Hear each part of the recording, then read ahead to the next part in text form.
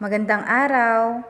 Ngayon, pag-uusapan natin ang EPP-ICT Lesson 4, Presentation of Software, MS PowerPoint. Narito ang mga nilalaman: Presentation of Software, User Interface, Page Design or Theme, Inserting and Formatting Text Box, Word Art, Shapes, and Image.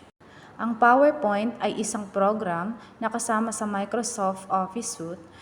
Ito ay ginagamit upang gumawa ng mga presentasyon para sa personal at professional na layunin.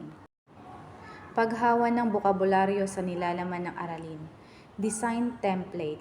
Ang background, mga font, bullet, pag-format at scheme ng kulay na maaari mong ilapat upang tukuyin ang hitsura ng iyong presentasyon.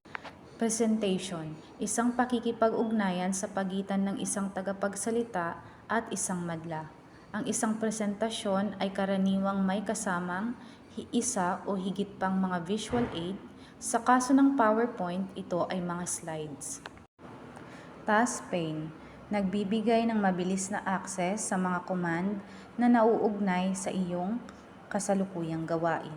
Word art, isang tool na magagamit mo upang lumikha ng mga natatanging text effect, mga text object na iyong nilikha gamit ang mga ready-made na effect kung saan maaari kang maglapat ng mga karagdagang opsyon sa pag-format. Pag-usapan naman natin ang user interface. User interface. Ang interface ng PowerPoint kabilang ang ribbon, ang tab na slides, ang presentation window, ang notes pane, ang comments pane, ang quick access toolbar, at ang status bar. Unahin natin ang ribbon. Ito ay ang pangunahing menu kung saan makikita ang mga kagamitan para sa PowerPoint presentation.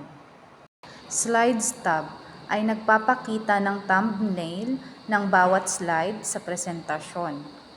Presentation window. Ang presentation window ay kung saan maaari mong tingnan at i-edit ang buong slides. Status bar.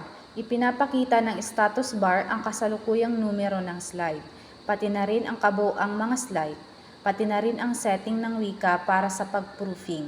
Mayroon din itong mga karagdagang tool para sa paggawa ng mga pagbabago sa view o zoom.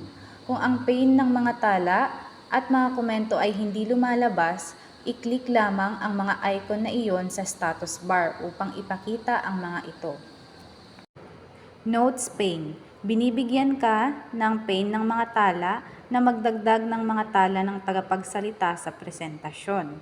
Maaari kang mag-print ng mga tala ng tagapagsalita na gagamitin kapag naghahatid ng isang presentasyon. Comments pane. Binibigyan daan ng pane ng mga komento na magdagdag ng mga komento sa isang presentasyon. Lalo na nakakatulong kapag nagtatrabaho kasama ang isang kuponan upang bumuo ng presentasyon. Quick Access Toolbar.